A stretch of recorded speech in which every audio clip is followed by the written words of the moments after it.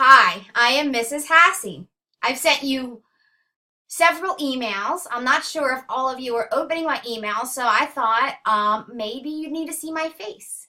Maybe we need to be introduced face to face or camera image to person, and that will help you get to know me so that you'll feel more comfortable engaging in my class, completing the assignments, and asking for help.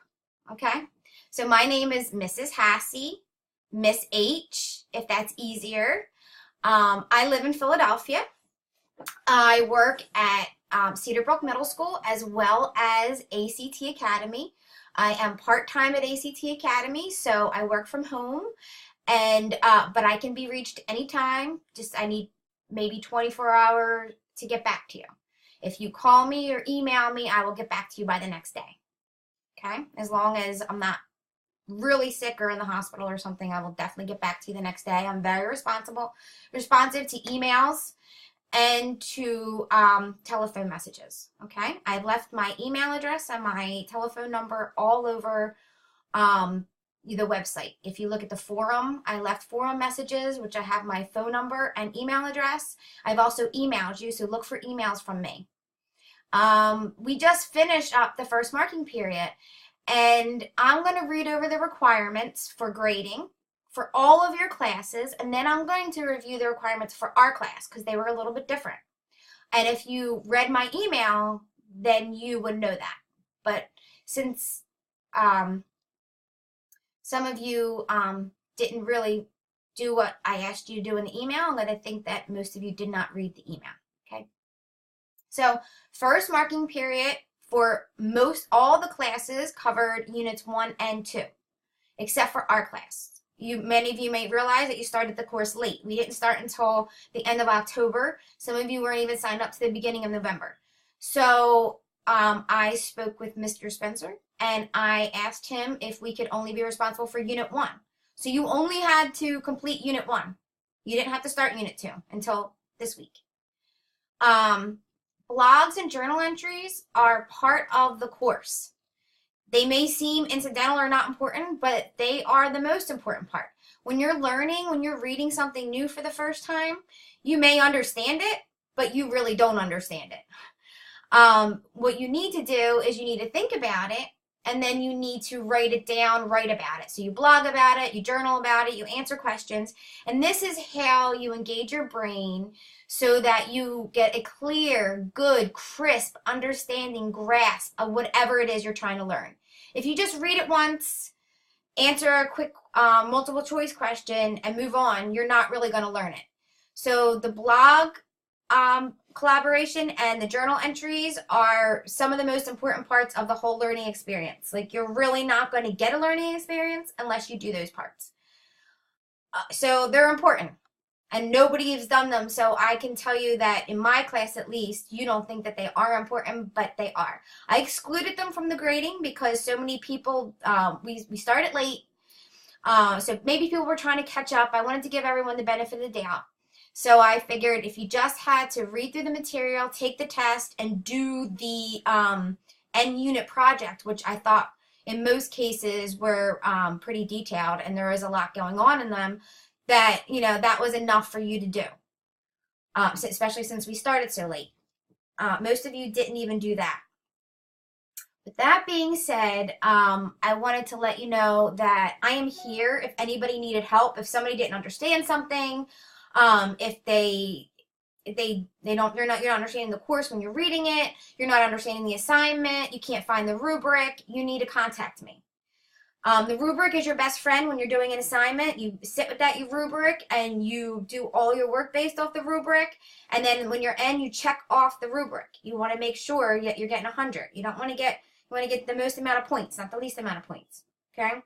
To what you think, because I might read it and think something totally different. I might look at it and say, well, I might see something different. You want to do your absolute best that you think you can do, and for that you need to use your rubric. And if you need help, you need to call me, email me. If you don't feel comfortable with me, you have an English teacher, math teacher, counselor, somebody that you need to reach out to, and you need to ask for help. We're all here for you, for your success.